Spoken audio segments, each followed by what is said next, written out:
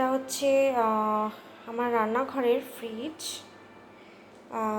বেশ সুন্দর ফ্রিজটা। এটা স্যামসাংয়ের। খুব সুন্দর ফ্রিজটা। তো আমার এই ফ্রিজটাতে যেটা ভালো লেগেছে সেটা হচ্ছে ভেতরটা একটু দেখাই।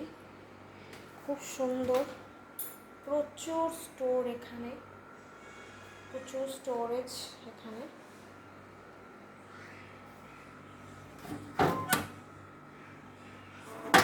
খুব সুন্দর। এটা হচ্ছে নিচের ডোরটা। এটা হচ্ছে ফ্রিজার, মানে এখানে হচ্ছে দেখাই যাচ্ছে এখানে কি কি রাখা যাবে। আইসক্রিম, চিকেন, এখানেও তাই একই জিনিস। আচ্ছা, এই জায়গাটার বৈশিষ্ট্যটা একটু বলি। সেটা হচ্ছে আমাদের অনেক সময় বরফের কিউব বার করতে খুব অসুবিধা হয়ে যায়। আমাদের মানে রীতিমতন বরফের ওই ট্রেটাকে মানে হাত থেকে মানে খুব জোরে জোরে বাড়ি দিয়ে দিয়ে দিয়ে দিয়ে খুব জোরে জোরে কোনো জায়গায় একটা ঠোকা ধরে বার করতে হয়। শেষ পর্যন্ত খুবই অবস্থা খারাপ হয়ে যায়। তো সেই ক্ষেত্রে এই জিনিসটা খুবই সুন্দর। আমি যখন প্রথম দেখেছি আমার এত ভালো লেগেছে।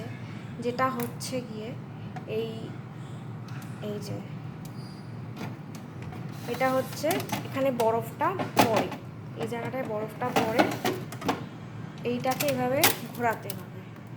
এই যে এটাকে যেদিকে আপনার লাগবে এইভাবে ঠিক ঘুরিয়ে দিলেই ঠিক সেম এদিকেও একই এইভাবে, এই যে এইভাবে ঘুরিয়ে দিলাম। তো এইখানে কি হচ্ছে, মানে বেশি প্রেশার দিতে হচ্ছে না। খুব সুন্দর। এই একটা বরফ রাখার জায়গা, এগুলো তো আছেই। খুব সুন্দর, খুব পছন্দের একটা আমার ফ্রিজ। বন্ধ করে দিলাম।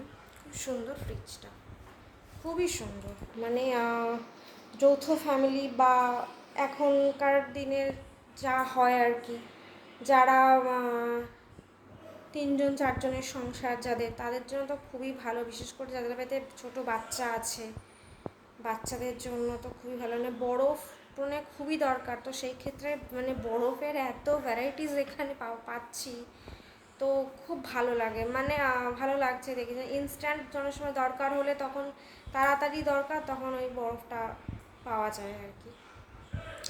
ওভারঅল ফ্রিজটা খুব সুন্দর, খুবই সুন্দর ফ্রিজটা।